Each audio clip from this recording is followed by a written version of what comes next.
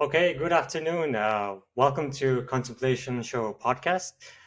So today's my guest is Mr. Bradley Gagnon, and I'm so excited to have you today to talk about a very important topic, especially in mental health field. The Just to introduce my guest, so Brad is was a trial participant in one of the MDMA-assisted psychotherapy in Canada. And his background is he was a detective in Toronto Police and in Ottawa Police as well.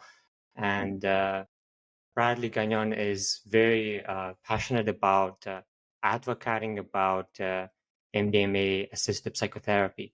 So I wanted to um, ask about your personal experience and your how was your journey was like.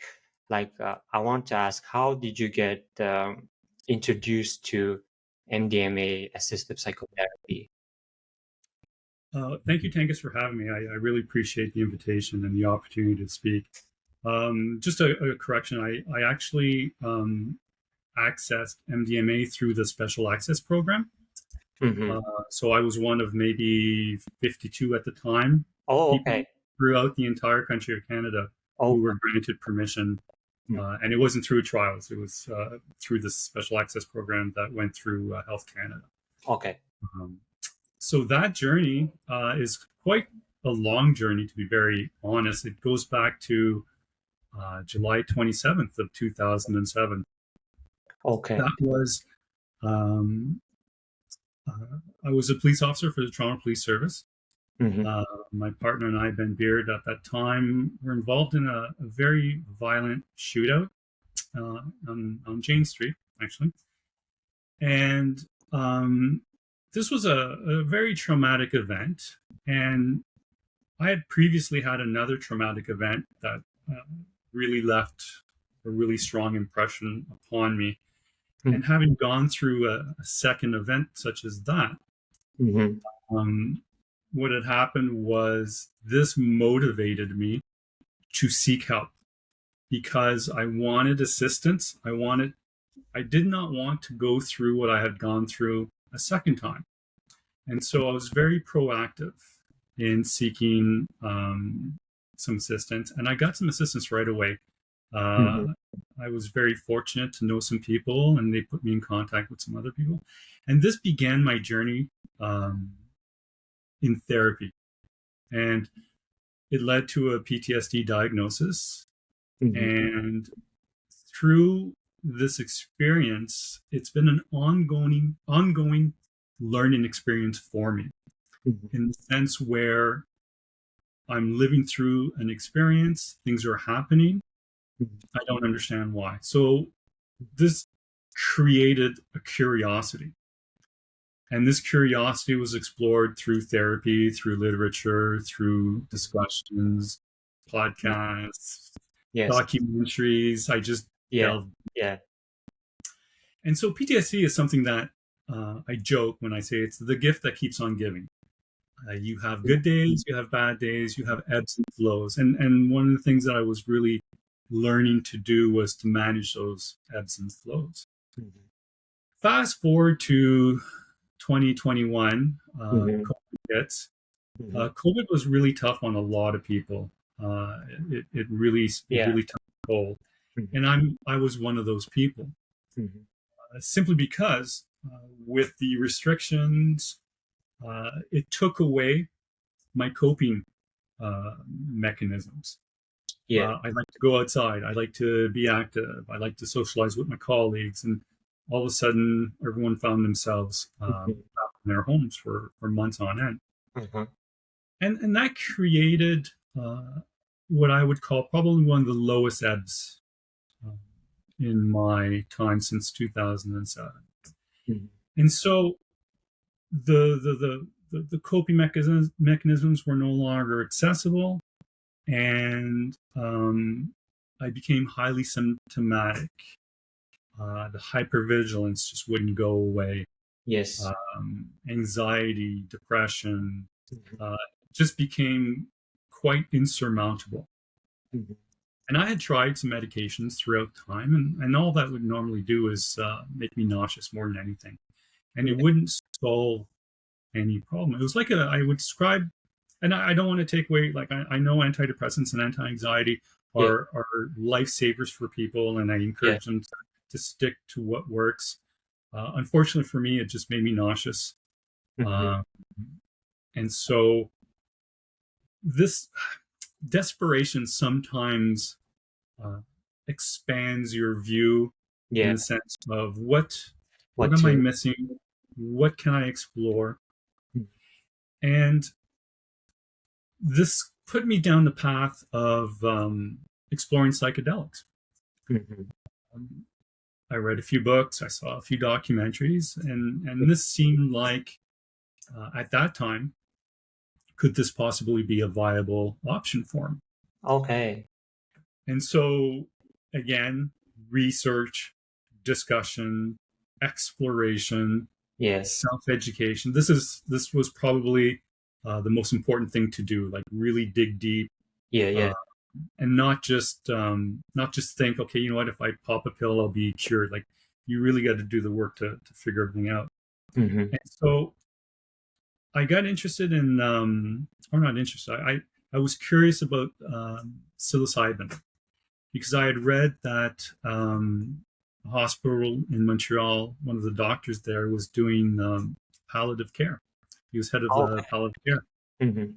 and he introduced a program for the patients that are very close to death and have Mm-hmm. anxiety about that death.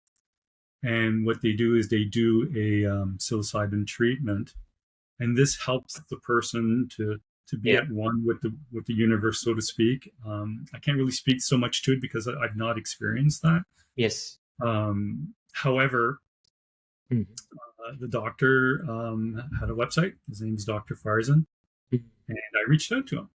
And he listened to me. He was very sympathetic and empathetic, Mm-hmm.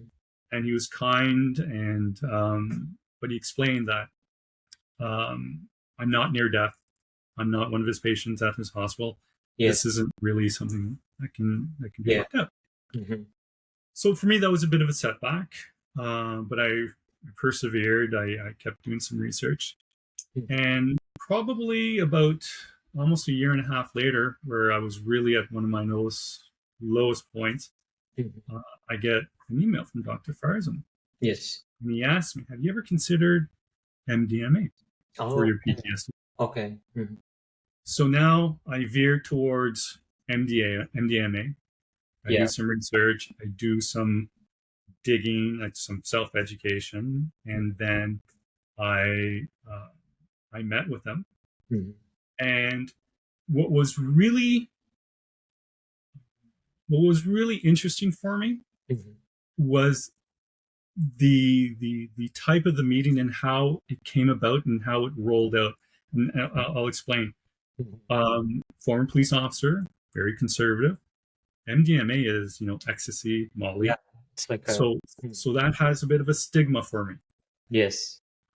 But the way that it was approached by a medical doctor, Mm-hmm. and it was approached as a medical therapy. Mm-hmm. So that was it made it a little bit easier to get on board and to be curious about it. Mm-hmm. And so we had some meetings, some conversations, and then that's when we made application to Health Canada through the Special Access Program. Mm-hmm. We received permission, Mm-hmm. and then we utilized the MAPS protocol for the MDMA treatment for PTSD. Okay.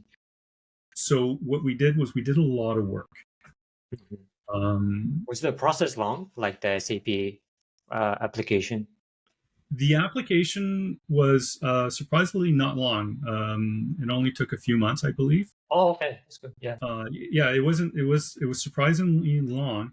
Sorry, surprisingly not long. And I think the longer part was finding a suitable laboratory to produce the MDMA, because Hmm. it's very strictly controlled, Yes. and it has to be in collaboration with Health Canada. Okay. So there was a bit delay there, but that allowed us the time to set up our schedule, Yeah.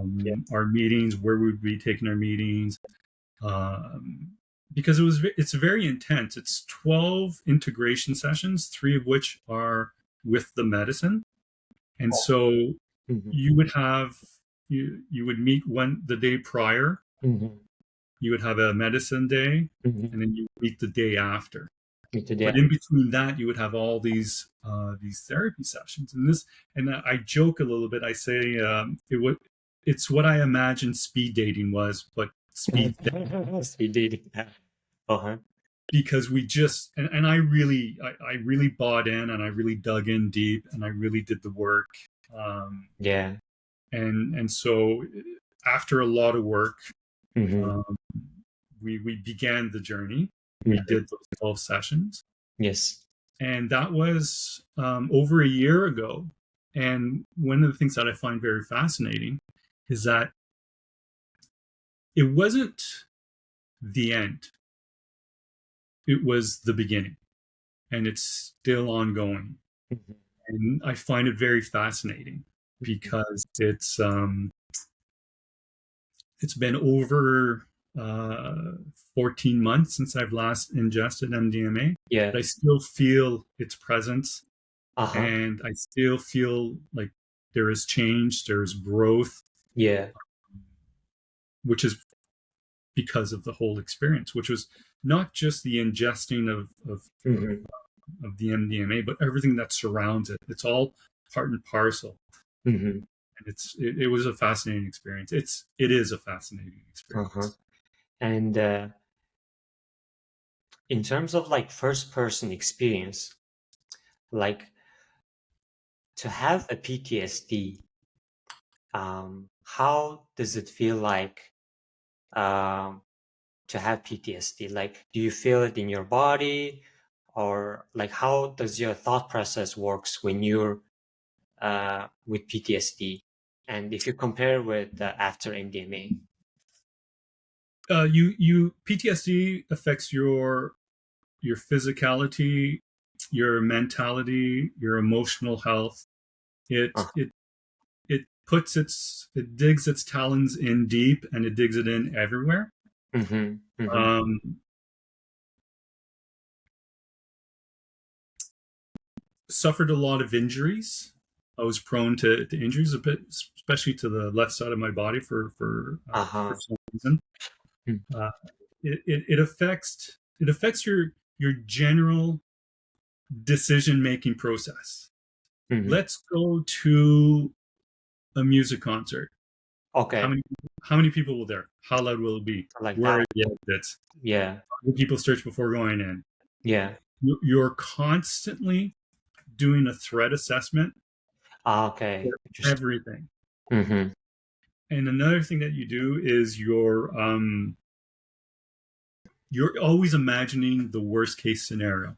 mm-hmm. You see a young child walking towards a stoplight to hit the button, and then Yes, you're imagining a car just careening onto the sidewalk, wiping out that. Like you're constantly impacted yeah, through the most mundane of things. It's a it's a presence that never goes away. I see. So with very little things, you like see it as a threat, even though in reality it's not. So that's how your mind is perceiving the situation. Yes, you're constant because you're hyper vigilant, Richard. Ah, okay. Hmm. and as a police officer, Yeah. that probably helped me quite a bit. Yes. It, Yeah. I was It makes. always alert. I was so part of me is a little bit grateful uh, to have had that because it benefited me, and so I like Mhm. to It protected you. it Protect. protected me. Yes. It was a protector for me. Hmm. However, Hmm. that doesn't really transfer into a friendship or a work relationship. Yeah. Uh, that it can be very detrimental because Detrimental. I see. when your friend or your colleague Mhm. is interacting with you, but you're constantly going through a threat assessment, Yes. Yes. you're perceiving threats that are not there. Hmm. It Hmm. can become very problematic. Yeah. Even in like Monday conversations, you start to like have disagreements or like criticism and Emails. Oh, why did that person have a tone in their email? Well, there was oh no yeah, tone. emails. That's you kind of like misinterpret the email. It's very problematic. Yes. Yes. And so, and while you were in the MDMA session, like during the peak time, what was that aha moment, I should say, like that you thought that it's getting healed? Like what made your perspective to change from having hypervigilant into like um, slowly healing your post-traumatic stress disorder? Like what was that moment? Did you Well, felt the notice? there is. I definitely don't want anybody to think that Yeah. it's like a magic pill that you take Uh-huh. Yes. Mm-hmm. and you're cured. Yeah. It's Yeah. not that at all. Mm-hmm. It's such a long process, and in order to get to that place Mm-hmm. where I was even comfortable ingesting MDMA, there was a lot of work with the two doctors Mm-hmm. to establish trust, to establish um, faith that they're going to look after me throughout this whole process. Yes. So it was a really nice, almost like a brotherly love type of relationship that Mm-hmm. was created and was cultivated. And there was music was part of the experience as well. Mm-hmm. Uh, there was, upwards to 8 hours of music that was chosen specifically for me Mm-hmm. and for this experience Mm-hmm. and timed accordingly to when the ingestion would take Oh, place. that's interesting. Mm-hmm. And then what happens is when you ingest the MDMA, Mm-hmm. we did like a body relaxation exercise, Mm-hmm. and I would have headphones on, and I would have a blindfold on that blocked out all the light, Mm-hmm. and so I was very inward as this music that was curated Uh-huh. was just flowing through, as well as the MDMA was flowing through me. And this is where I am always surprised when I hear myself say such things, because I'm a rather conservative, down to earth person. But Mm-hmm. this is where the inner healer showed himself to me and Mm-hmm. guided me towards this experience. Mm-hmm. And this experience was a very mystical Mm-hmm. experience, Yes. and it knew where to go. And so I'm not going to get into the psychology, Mm, yeah. neurochemical, right? Like a lot. We'll leave that to a doctor who can Yes. explain, or neuroscientist. Yeah. But I was flooded through this mystical journey with a massive amount of compassion for others. Mm-hmm. But more importantly, I had a lot of compassion for myself. And Mm-hmm. so I Mm-hmm. was taken through these periods in my life, in my past, that were very traumatic. Yeah. And I went from perceiving an event where I was almost murdered. Mm-hmm. I had to use extreme violence to stop that. Mm-hmm. And all that all that goes along with that. Mm-hmm. And then it was transferred in one medicine session into what forced that person into that position. I have nothing but empathy, and I feel sorry for that person who had to do that. So I had nothing but compassion, Yeah. which immediately fostered forgiveness and empathy towards that person. Mm-hmm. So that little part, like it may seem insignificant, Yeah. but that's a lot of mental weight to carry on your mind, your psyche, your soul, Yeah. and to have that release of all that negativity, Yes.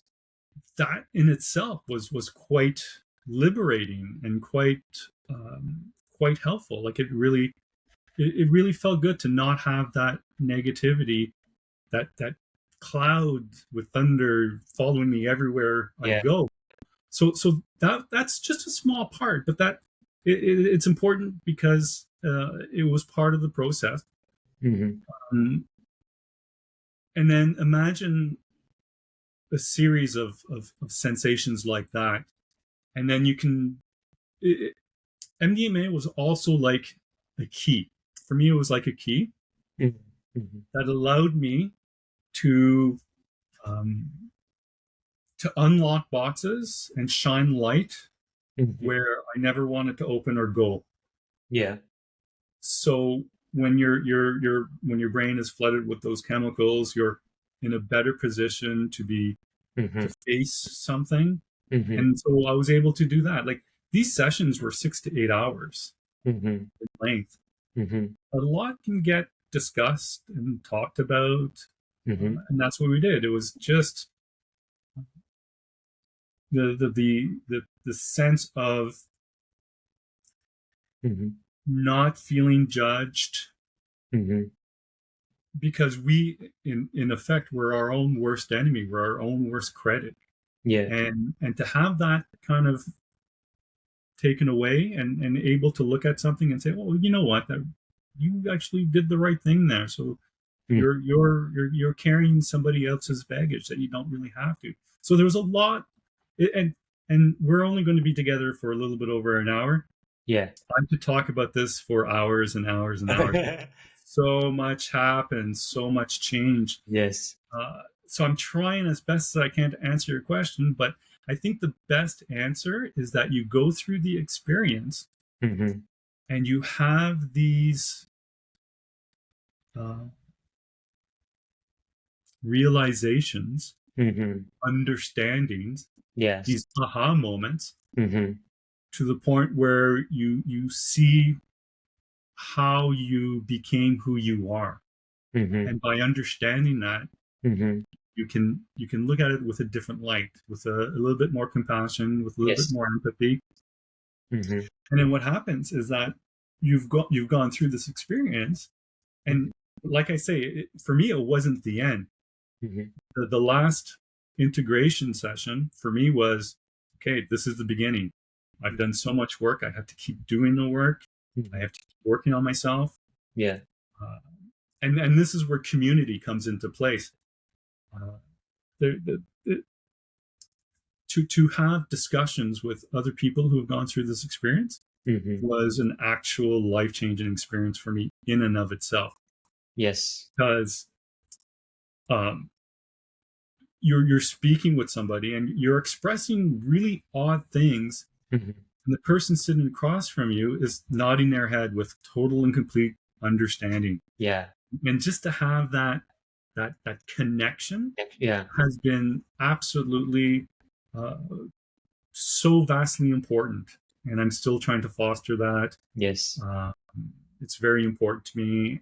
Those discussions, it normalizes the experience, Yeah. Normal. Yeah.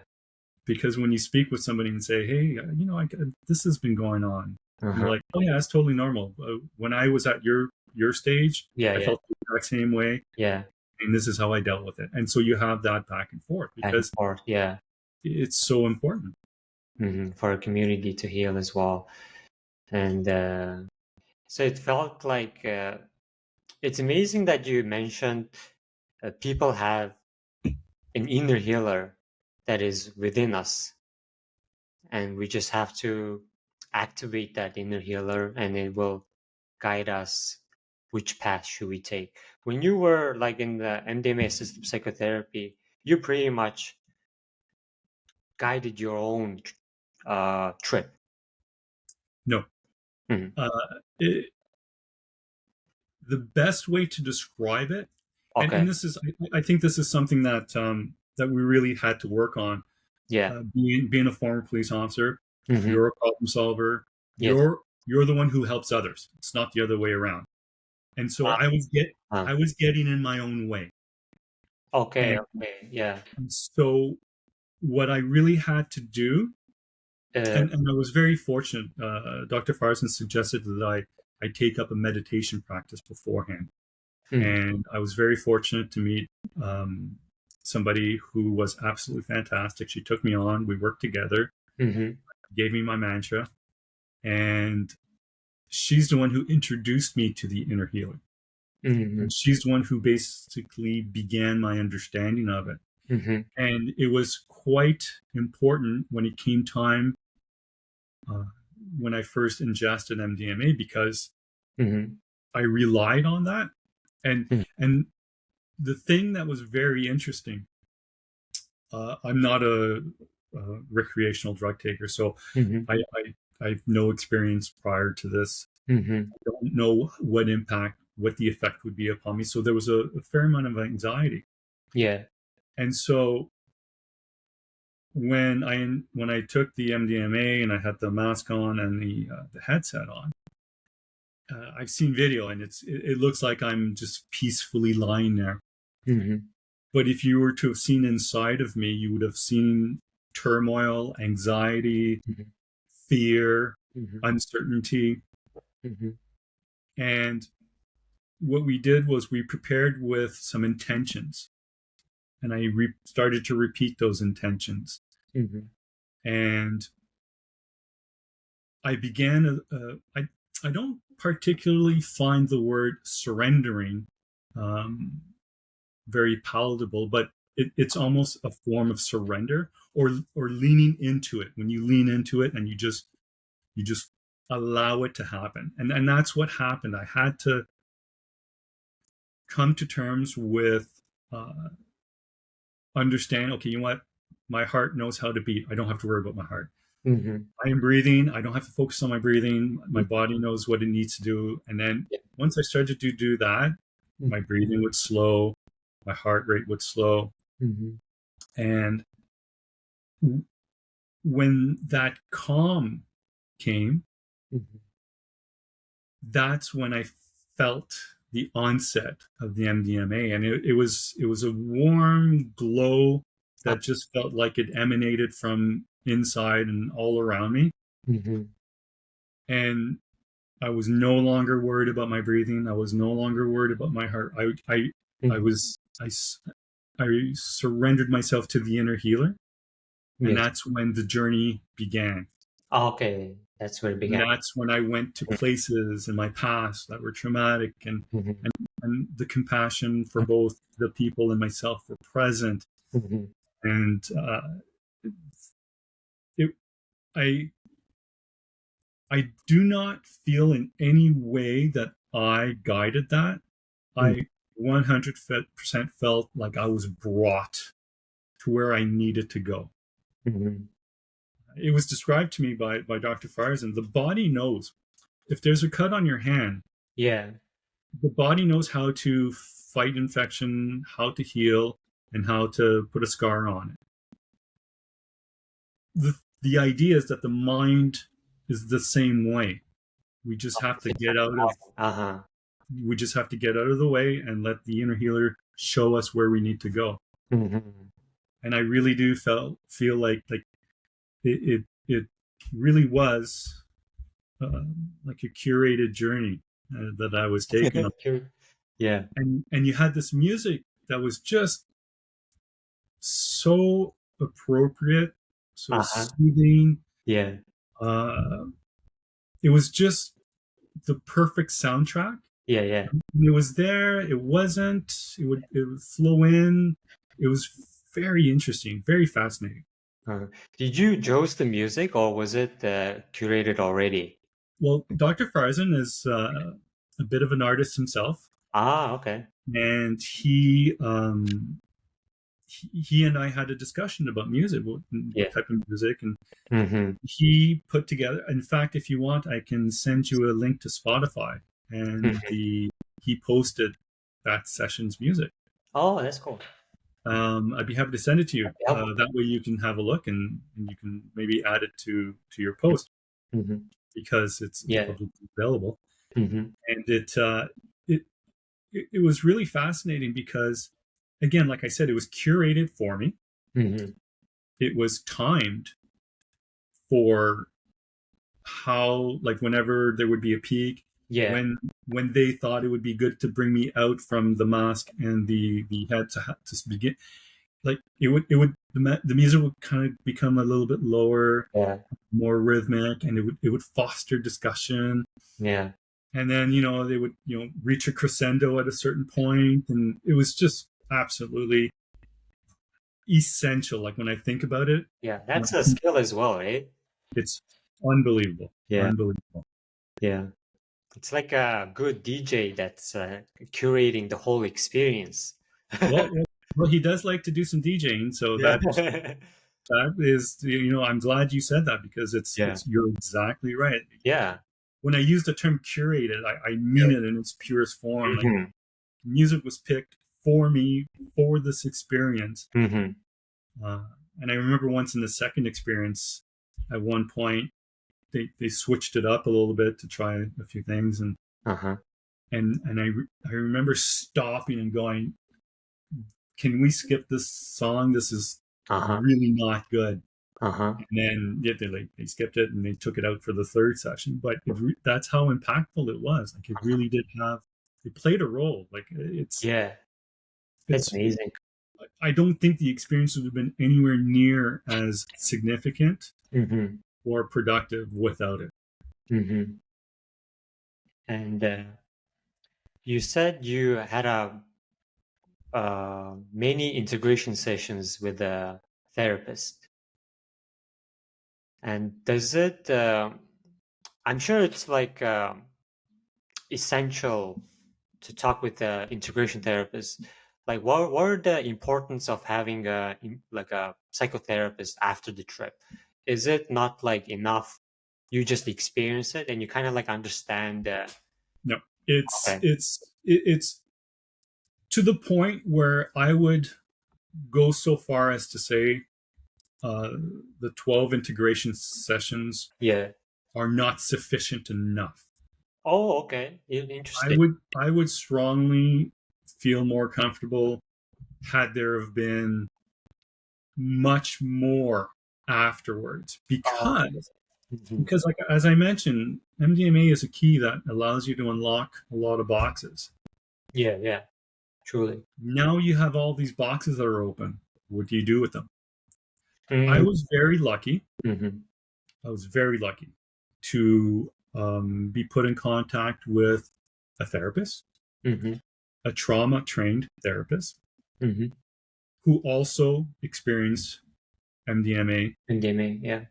through the treatment process. Mm-hmm. And so, what was really fortunate was I had my 12 integration sessions, and that's the protocol. And then it ends, and then you transfer off to whoever you're working with before, or whoever you choose to work with going forward. Mm-hmm.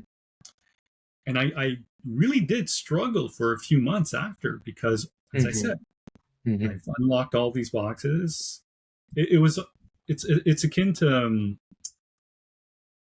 it's like opening Pandora's box. You've released a bunch of stuff. Now what Yeah, do you do with it? yeah. And it was by working with this person who had gone through the same experiences I have, who knows what I was going through. Mm-hmm.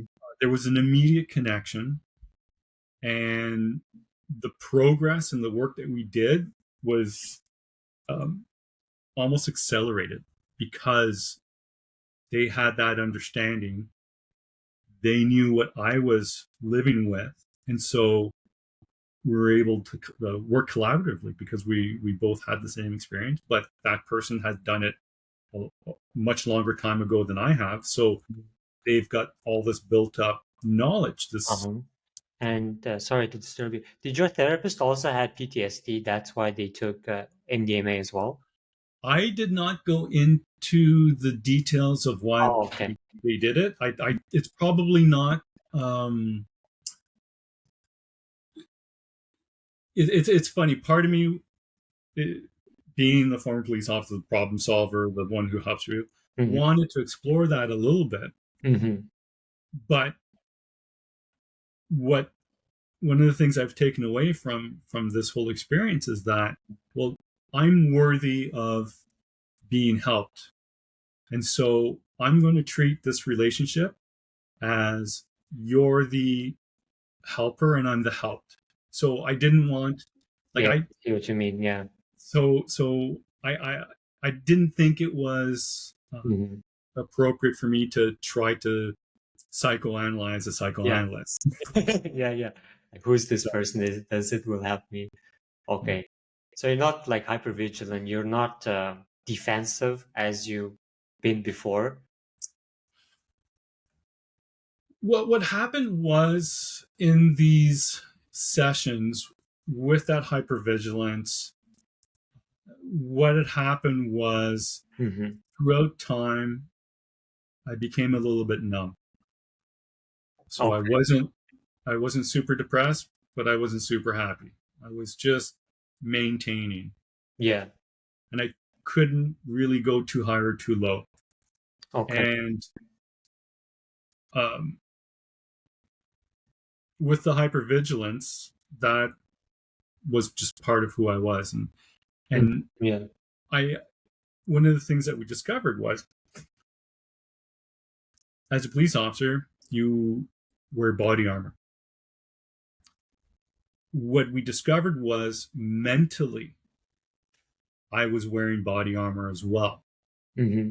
And so that was preventing me from, feeling great joy, feeling great sadness. That was contributing to the numbness, this body armor that I had, these walls I had to build around my psyche to keep all the bad things away Yeah. as best as I could.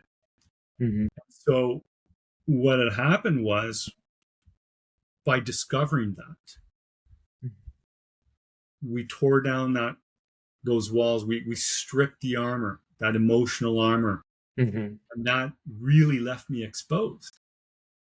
And one thing that I've been trying to learn to do is to be comfortable with being really, really happy and Oh, being okay with being really, really sad, because yes. that numbness is has been stripped away. It's like peeling off an old scar Uh-huh. and letting it try to heal a little bit better. Yeah. And so, does that mean my hypervigilance is no longer there? It's still present, Yeah. and I'm thankful for that. But Yeah. the thing that's different is that I'm learning when to let the hypervigilance do its work when it's required, Hmm. and I'm learning to say, you know what, thank you, but we're okay here. We're safe. We don't need you. Uh-huh. Uh-huh. So it's almost like you're caging the beast, right? Yeah. You're You're not. more like loose, flexible. It's a learning curve that's very hard. Yeah. I'm this is decades of training and habit to undo. And And this is why I say to you, 12 sessions over a 3.5 month period. yeah, when I That's heard, not, yeah. pardon? Sorry. Yeah, when I heard like 12 sessions, I considered like it's a lot. But when you said that it wasn't enough, you needed more sessions, that made like so much sense. Okay, you need like a lot of work to maintain that and to To me, foster and like grow. imagine you've done something the same way for 25 years, Hmm. and then suddenly you're told, oh, you don't have to do it that way. You can do it differently. Yeah. There is an adjustment period. There's a Hmm. learning period, and that's where I find myself in still to this day. So, yeah. Sometimes the PTSD rears its ugly head, but now I'm more aware, and I can have that inner monologue with myself going, you know what, Brad, don't worry about it, everything's fine, this is not something serious, take a Hmm. breath, Hmm. and I'm okay, Hmm. and I'm getting there. I'm Yeah. not there. Yeah. And you're also doing a lot of work in advocating for patients' perspective when it comes to psychedelic science, because mostly we have like psychedelic literature talked from the perspective of scientists. This drug is good for you. These are all the science behind it. These are the all the neurochemicals that's produced in your brain. So that's a very scientific perspective. But now you and your other people in your team are bringing a new perspective, a new patient-centered perspective to psychedelics. And how did that idea came to your mind? Like we should do more of this work. Well, I definitely can't take credit for that. That Okay. is the brainchild of my friend Pedram. Yeah. He spearheaded this. This has become a very passionate part of his life. Like he's very passionate about this, Mm-hmm.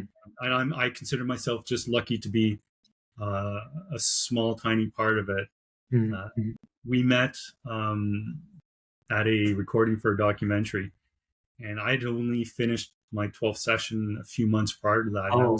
I Uh-huh. was very vulnerable, very raw, very confused, Yeah. and we were chatting, and I was apologizing because I was having to take a lot of breaks. And he goes, "Well, how long ago was it that you just did this?" I said, Uh-huh. "It's only been a few months." He goes, "Oh, well, that's normal." Uh-huh. And just to have somebody say that Yeah. just really normalized it, and it made me feel so much better. And so that's an example Mm-hmm. of how uh, the lived experience is Mm-hmm. important in Yeah. this entire process. Because when I think back, Mm-hmm. I would have loved to have had somebody that I could talk to and say, "Hey, you know what? I'm really worried about." Oh no, don't worry. Just like to have somebody. I don't want to use the word coach because you don't want to be coach going in. You just want to be able to be reassured that Mm-hmm. this is safe. Mm-hmm. It's going to be a good thing. Mm-hmm. It's going to be tough. You're going to have to do work. Like it would have been, but going in, that would have been one thing. But on the out part, when you're done your 12th integration, Mm-hmm. you've opened this Pandora's box and you're left to your own devices to try to figure all this out. So this is where having access to people who have gone through it, I think, is so important Mm-hmm. because it normalizes the experience, Yes. and it allows the learning to continue. It Mm-hmm. allows the process to continue, because for a while there I really felt stuck and I Mm-hmm. didn't know which direction to go. Uh, Started talking with Pedram and we had discussions, and each time I would have a discussion with him, I came away feeling normalized, Mm-hmm. feeling more confident. Yeah. Uh, and one of the things that I took away from this experience is this one thing I didn't have before was this unfailing sense of hope. Yeah, you know what? I'm going to have a terrible day. You know what? I'm going to get past that. Mm-hmm. You know what? Life happens. Life gets in the way. People die. People close to you, you know, may no longer be like, Yeah. these things still happen. Mm-hmm. But instead of going into a deep depression, Mm-hmm. I'm able to have the ability to be compassionate towards myself, Mm-hmm. and having confidence that I'm going to bounce back from this. And I do. I'm consistently bouncing back. And part of that is integrating with community Mm-hmm. and having that sense of connection with people who've experienced the same thing. Mm-hmm. I've recently been asked to join a group of veterans and first responders who are living Yeah. with PTSD. Yeah. And the goal of that grouping that is to create community, Mm-hmm. to show others that you're not alone. You're not alone. Other people have lived what you're living now, Mm-hmm. and they've done things, and they're having productive, happy lives. So Mm-hmm. almost like a peer support, non-judgmental sharing environment, Mm-hmm. which community is so important. Mhm. Otherwise, you're isolated and you're trapped in your own, Yeah. Yeah. your own self-made Mhm. hell. Mhm. And it's so important to have access to others who can, Mhm. show you a different way and just have a conversation with you. Yeah. And in Western country, we're more like individualized, right? Like compared to Asian countries, which they are Absolutely. very collective. And because when I was in reading psychology, I thought like mental, like you heal yourself or you heal with your psychotherapist. It's like a very individual journey. But now, like when you're in MDMA, did you had that realization as like you felt like connected, like same as like maybe ingesting psilocybin? Because most people say that kind of realization like during psilocybin, but in MDMA, have you ever felt that connection? Like, Yes, and I think part of that connection was fostered even before taking MDMA, oh, okay, uh-huh. because there were three of us. We were working intently together, Mm-hmm. and this trust was built, Mm-hmm. and it was so important to do because it allowed me to do something that was very scary, Yeah. and it allowed me to do it knowing that I had support. I had two people who genuinely cared for me and wanted me to get better. Mm-hmm. And so that alone, that small bubble of three people, Yeah. it was only three of us, but it was in those sessions, it was a strong sense of, and I used the term earlier, it felt like brotherly love. Like it was Yes. just uh, in the sense where Mm-hmm. I felt like people were looking after me and genuinely cared for me, Mm-hmm. and I didn't have to worry. Mm-hmm. And that just fostered so much openness Yes. and the that trust to open up and be okay with that, Mm-hmm. be vulnerable. Mm-hmm. That is very non-traditional relationship between a, let's say, a doctor with a patient. Like to have a brotherly love is, um, it's not like, not in our traditional sense, it's not like that, but it seems like it's a very new, like very organic relationship, like to have a brotherly love with, like it seems like the doctors are not seeing you as a patient. It's more like a person to person, like individual, Absolutely. right? Absolutely. Yeah. Like there's no uh like a construction, social construction. Like I'm the doctor, you're the patient. We're gonna have this relationship. Like there's nothing like that. You know what? Yeah. Before each session, Uh-huh. Dr. Farson would read a poem, Mm-hmm. and that would kind of set our intentions going forward. Yeah, yeah. And in hindsight, I'm realizing he was planting a seed. Mm-hmm. Um, and then it I've never had a psychoanalyst read a poem to me before. So Yeah. I mean, it's not your traditional. In the beginning, you said I was approached by a medical doctor about a medical procedure, Yeah. Yeah. but the actual experience itself almost became almost like a ceremony. Uh-huh. Mm-hmm. For example, I mentioned, one of my happy places is sitting by an open fire. Mm-hmm. So we Yes. would begin a medicine session where I would light a candle, and that would be representative of an open fire. And when the session was over, 7, 8 hours later, we would blow it out, and then the ceremony would end. Mm-hmm. The music was very ceremonial. That's Yes. one way I would describe it. Mm-hmm. It added to the mystical experience of the whole thing. Um, and there was breaks where I would just, just sit there and enjoy the body sensation, Mhm. and just be with myself, Mhm. and just be okay with, no talking, just enjoying the moment. Mhm. Uh, or then I would get chatty, or I'd want to stand up and walk around a little bit. Mhm. Okay. And what was really nice was, we did it in Montreal, and I spent many great years in Montreal. I have a great love for that city, Yeah, I love and Montreal. Like, and we if I could speak French, I would move to Montreal. it's a great city. I have nothing but nice things to say about it.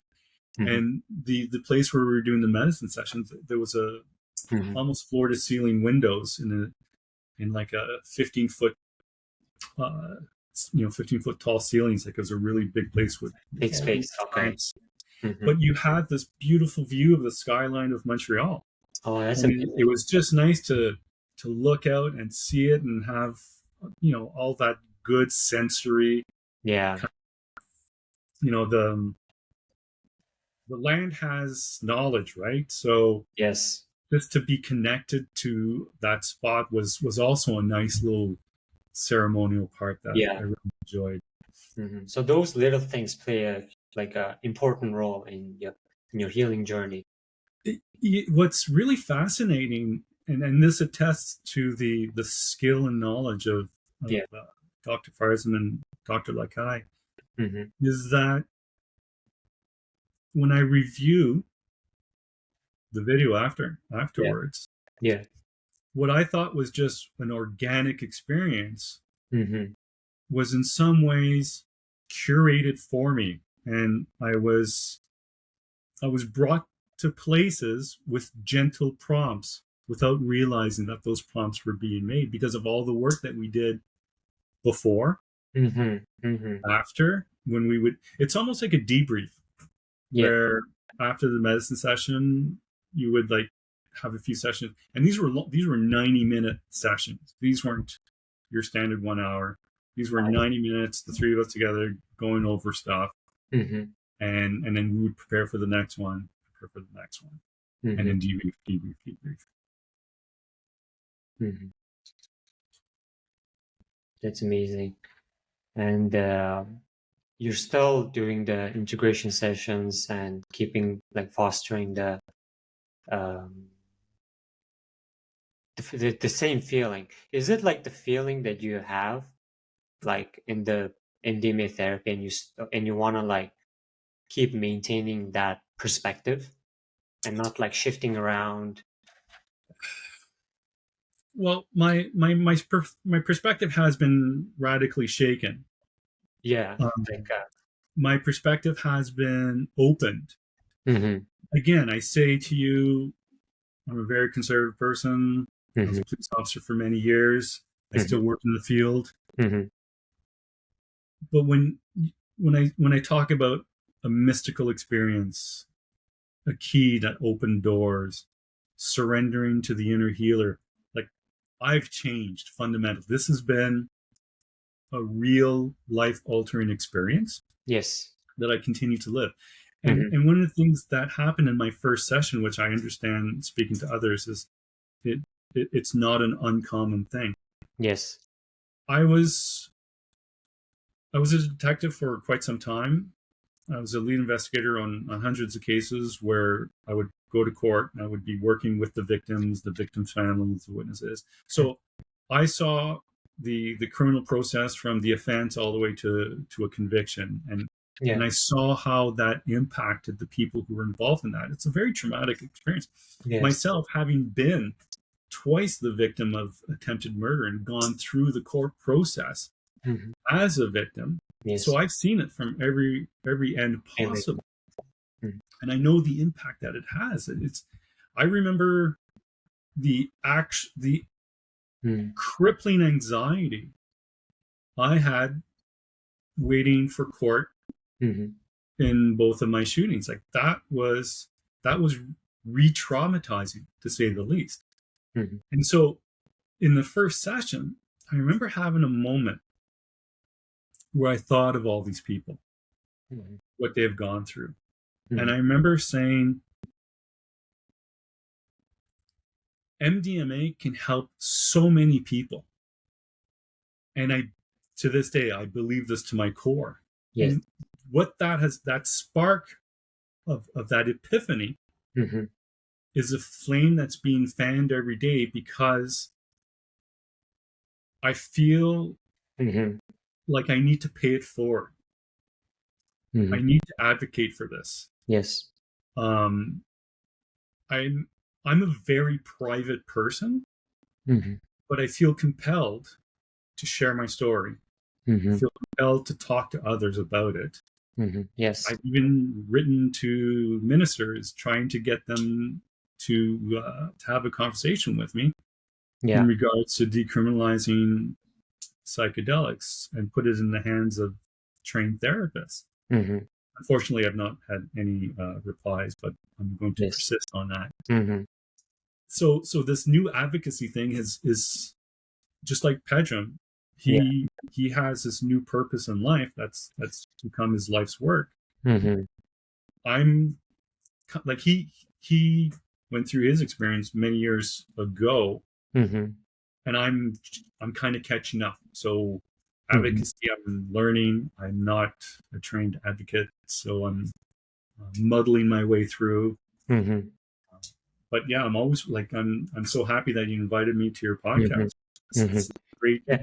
conversation to have, and I think it really needs to be out there. Yes. And thanks for accepting my invitation. Like I came across your talk through Therapsol, and I was like just a young guy who's like curious about what's happening in the mental health field, who was a psychology student, and so hearing your personal story was like wow, like it's that impactful for to heal from PTSD. And I work in a I work in a hospital, and I see like how the traditional way of healing mental health is very limited.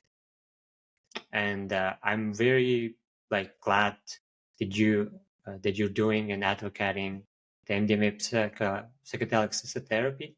And I hope through this podcast, people would learn more about your story, your healing journey, and they would have access to this medicine. I'm always willing to chat to people. I'm Mhm. really happy to get the message out there. I'm Mhm. only one person. I can only do so much. I mean, Yes. the Canadian Senate Subcommittee for Veteran Affairs published a report Yeah. stating how psychedelics should be used by Veterans Affairs to help veterans who suffer from PTSD. Hmm. Uh, you don't hear much about that, and so I'm a little Yeah. It's discouraged. not too much. Yeah. If a Senate subcommittee can publish a report that gets no legs, it's a challenge. It sounds like it's going to be a real uphill challenge, Yeah. but Because I'm going to keep at it. yeah.